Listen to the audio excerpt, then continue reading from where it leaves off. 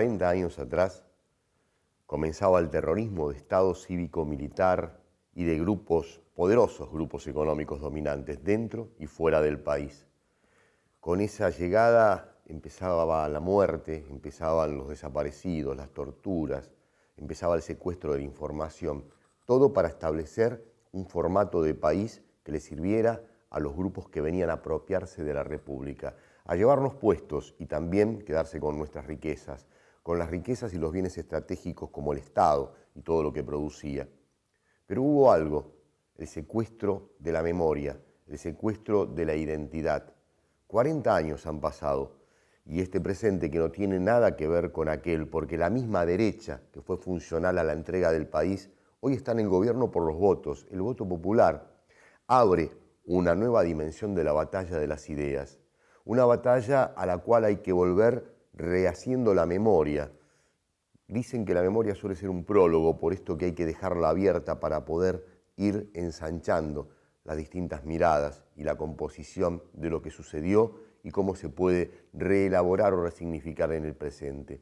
Lo cierto es que esta batalla nos encuentra preparados para discutir una identidad que se fue reconstituyendo en los últimos 12 años, de carácter nacional, de carácter continental, poner en litigio la memoria, poder discutir los bienes comunes de la sociedad, aún con las diferencias de pensamiento. Y es estratégico pensar en esto, de la unidad en la diversidad, más que nunca, porque se trata de dar una batalla unidos, pero al mismo tiempo discutiendo las distintas originalidades de cada una de las partes de este ancho, generoso campo nacional y popular. Llegaron para llevarnos la vida, para quedarse con nuestra riqueza, para establecer el orden de la obediencia debida en el pensamiento, en la moral, en la ética, para apropiarse de una justicia que hoy sigue estando al servicio de las minorías que roban la dignidad y la riqueza al pueblo. Entonces es un momento de reflexión y por eso mismo hemos decidido hacer un formato de entrevistas para que se crucen todas las reflexiones, todas las miradas y sobre todo puedas vos luego establecer aquello que nos faltó durante la dictadura, un criterio propio, una definición tuya sobre lo que entendés y lo que pensás y que seguramente decidiremos juntos. A 40 años del comienzo de un genocidio económico, humano, cultural, Mate Amargo te presenta.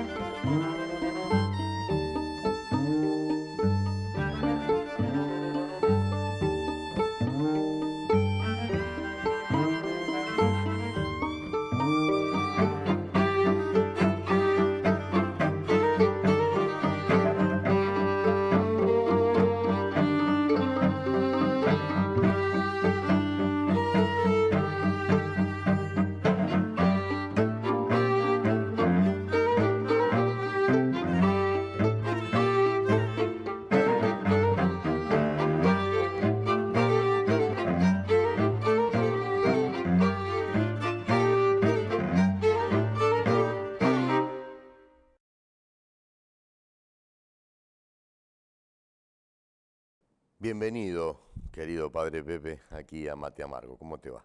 Bien, muy contento de estar nuevamente acá y ver los progresos de Mate Amargo. ¿Cómo funciona la lucha por no perder la fe, por no perder la identidad, la creencia? Yo creo que es una convicción que tiene que echar raíces profundas en la persona porque frente a los momentos difíciles la fe es la que saca lo más noble que pueda tener la persona, ¿no? Me contaban, inclusive,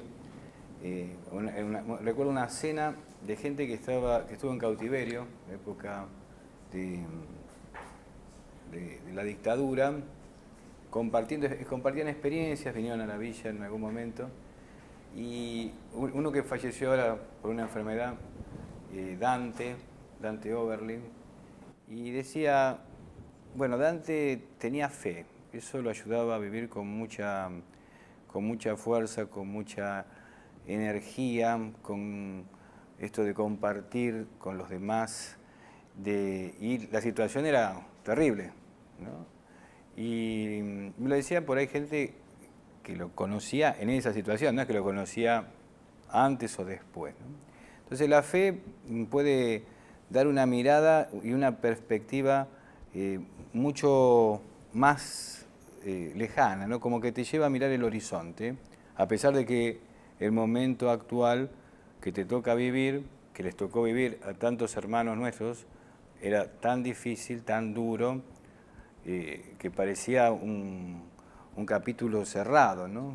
Y de pronto la fe te permite eso, ¿no? ¿Dónde está Dios en la villa?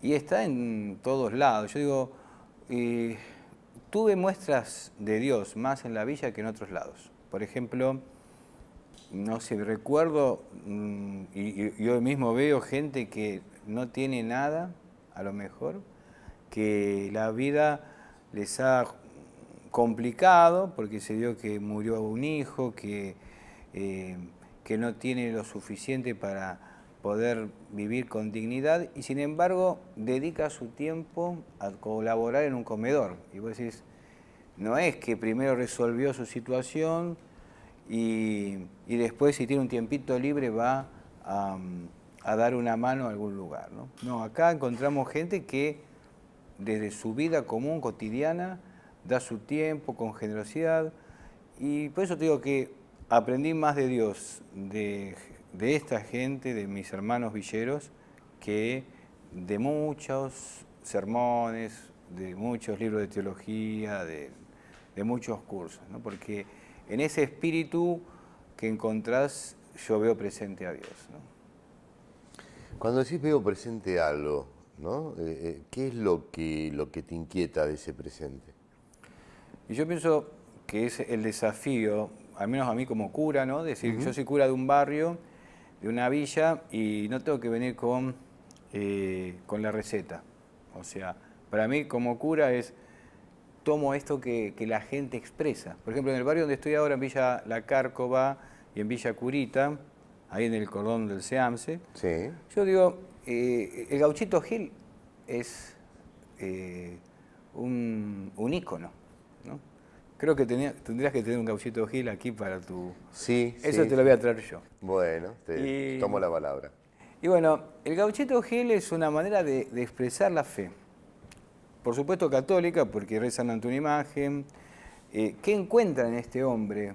¿No? Y bueno, y cómo los misioneros no fueron sacerdotes, sino fueron camioneros que lo esparcieron por toda la Argentina, con banderas rojas, en donde separado el lenguaje tumbero, que pueden tener algunos y que lo asocian a cosas que tienen que ver con el mal, que pasa, la mayoría de la gente no, son campesinos, gente que vino del interior, que transmitió su fe, que en las grandes ciudades encuentran en este hombre la manera de vincularse con Dios. Vos sabés que muchas veces se habla que el terrorismo de Estado cívico-militar, una de las cosas que se apropia es del espíritu de la sociedad, ¿no? Incluso toma la fe y la reconfigura en función de esa cuestión del individualismo, de no pensar en el otro.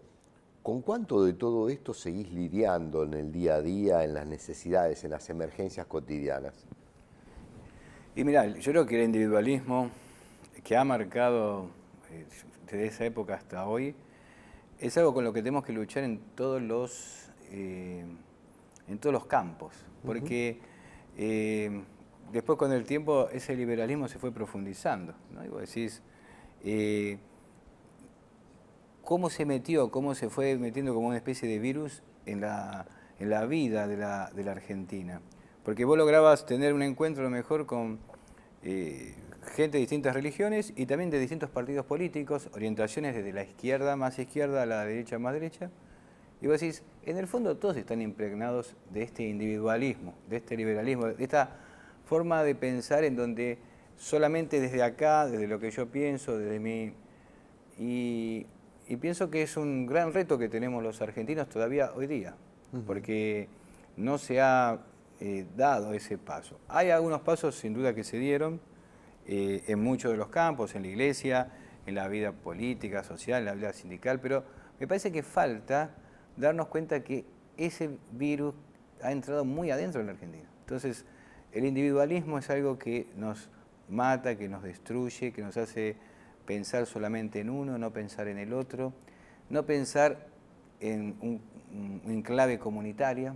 Entonces, creo que es un desafío que todavía sigue presente. La cuestión del Paco en la villa, la droga, ¿es una manera de control social en el territorio de las familias? Mira, hay muchas hipótesis en ese sentido, ¿no? Sí, bueno, vos tenés una experiencia muy profunda en eso. Yo te digo que lo que veo es que realmente es algo terrible y creo que va marcando, ¿no? a una juventud. Sí, en estos días abrimos la Escuela de Oficios San Romero de América, en honor a Monseñor Romero. ¿Y por qué la abrimos? Como la abrí en su momento en la crisis del 2001 en la Villa 21. Porque me parece que es las ventanas que pueden hacer que los pibes, tanto en prevención, que vos digas, ¿cómo hacemos para llegar a la vida del pibe antes que llegue otro con una propuesta de muerte, que es la droga, que es el arma, y con una propuesta propositiva que digas, bueno, el pibe puede aprender un oficio, ayudarlo y bancarlo en el momento que lo está buscando? No, todo eso que hace que el pibe se enamore de la vida. Este verano llevamos a muchos pibes al mar, no conocían el mar, llevamos 500 pibes al mar de las villas y bueno, realmente todas estas cosas que parecen sueltas tienen que ver con un trabajo de prevención, ¿no? Con cosas que son inespecíficas, porque voy a decir llevar a la playa, aprender un oficio, pero juntas ayudan a que el pibe transite un camino diferente en un barrio atravesado por la marginalidad. Deseo preguntarte si has podido hablar con los vecinos, con los más amigos, sobre esta situación de que los pobres, los más pobres o los más acorralados, a la hora, por ejemplo, de la última elección, ¿no? Termina teniendo mayor identificación con quien está en el lado opuesto a su destino, a su clase, a su identidad. Mira, con los más cercanos yo creo que la crítica más grande era que había ciertos puntos que no se vean concretados, ¿no? Que eran referidos al trabajo y fundamentalmente al trabajo, ¿no? Y yo creo que ese es uno de los puntos fundamentales. O sea, no negaban todos los beneficios recibidos que realmente se valoran. Y además yo le decía al muchacho, yo viví en el 2001 en la villa, sabemos lo que es no tener nada y cómo hacer para superar eso. Entonces no se puede volver a lo mismo, ¿no? Me gustaría que me hables un poquitito de la llegada de Bergoglio, el Papa Francisco, y cómo repercute, digamos, esta figura en el plan de trabajo de hombres de la fe, de la Iglesia, que como en tu caso trabajan en el ojo de la tormenta, ¿no? Donde está el pobrerío, donde está la necesidad, donde hay que recomponer la figura de la familia. Hay un consenso de decir, bueno, este hombre que nos acompañó a los curas villeros, porque los curas villeros veníamos de antes, pero nos acompañó de una forma muy cercana, se comprometió porque en esa época éramos 10 curas, pasamos a ser 20, más de 20. En esos años, 96, 97, previo a la crisis del 2001, la única persona importante, por así decirlo, de Buenos Aires que visitaba los barrios era Bergoglio. Estaba en esas cosas importantes, como decir, apoyamos y hacemos una capilla en un lugar donde funciona un comedor, donde se da apoyo escolar, una especie de Zoom. y lo hacíamos gracias a él. O sea, estaba comprometido y venía a una misa para hablar ante mucha gente, pero también venía a tomar mate con un vecino. Entonces, él realmente estuvo muy comprometido con nosotros. Entonces, el hecho de que hoy día este hombre, con esas convicciones, sabiendo que en sus prioridades estaba el inmigrante, el pobre, el marginado, como decía él, el sobrante de esta sociedad capitalista, que lo ubica en un lugar de privilegio, porque él privilegiaba eso, porque mientras hacía esto, a lo mejor otra parroquia de otro barrio de Buenos Aires, que estaba acostumbrado a tener muchos curas, no tenía tantos, tenía menos, y los curas de la villa teníamos más. Estamos en pleno momento de recordar estos 40 años, ¿no?, de la llegada del terrorismo de Estado cívico-militar, este genocidio político y cultural que se inicia. Y aparece, cuando te escucho hablar desde distintos lugares, ¿no?, la figura de uno de los hombres de fe más comprometidos en la lucha de los pobres.